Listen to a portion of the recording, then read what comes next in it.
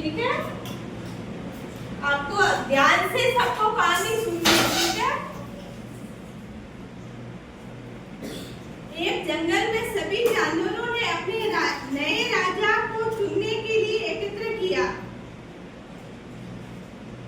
बंदर को चुना गया क्योंकि उसने अपनी हरकतों से सभी को हैरान और खुश कर दिया। क्योंकि बंदर ने डांस किया तो सब हैरान और खुश हुए, तो बंदर को राजा चुना गया। कहाँ का? जंगल का। लेकिन लोमड़ी का चयन न होने से लोमड़ी काफी निराश थी, क्योंकि उसको राजा नहीं बनाया गया था। वह बदला लेने के लिए एक मौके का इंतजार किया। वो उस बंदर से बदला लेना चाहती थी, क्योंकि बंदर को राजा बना दिया और लोमड़ी को राजा नहीं बनाया था। एक दिन एक शिकारी ने जानवरों को फंसाने के लिए जंगल के एक रास्ते पर चारे के रूप में केक का टुकड़ा रखा। केक पता है आपको? ब्रेड का बना होता है केक। उसने एक शिकारी ने ब्रेड का टुकड़ा रखा, केक का।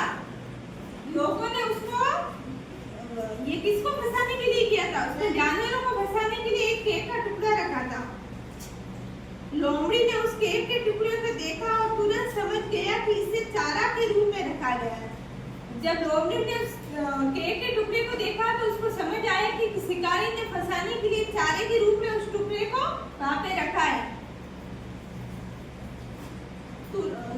लोमड़ी तुरंत समझ गई और इसे चारा के रूप में रखा गया। बहुत वफादार होने का नाटक करते हुए, उसने वफादारी का नाटक करते हुए उन्होंने बंदर को राजा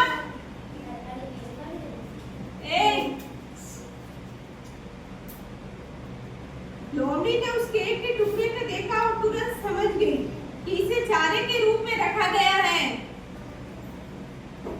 बहुत वफादार होने का नाटक करते हुए उन्होंने बंदर राजा को मौके पर पहुंचाया। बंदर को मौके पर उसने वहां पे पहुंचाया। बंदर उस केक के टुकड़े को देखने की कोशिश में वहां नीचे उस शिकार में गिर पड़ा और शिकारी की जाल में फंस गया। कौन फंस गया शिकारी की जाल में? बंदर। लोमड़ी ने इतनी कम बुद्धि और अपने आप को नहीं बचा सकते।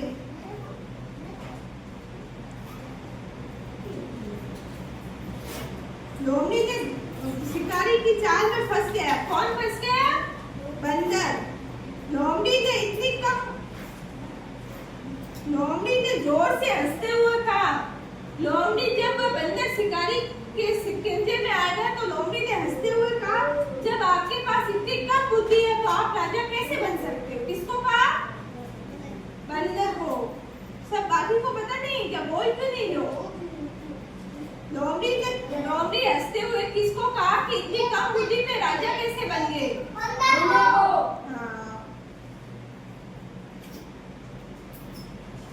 लोमड़ी ने कहा, जोर से हंसते हुए कहा कि आपके पास इतनी कम बुद्धि है और आप अपने आप को नहीं बचा सकते तो अन्य जानवरों को कैसे बचाओगे?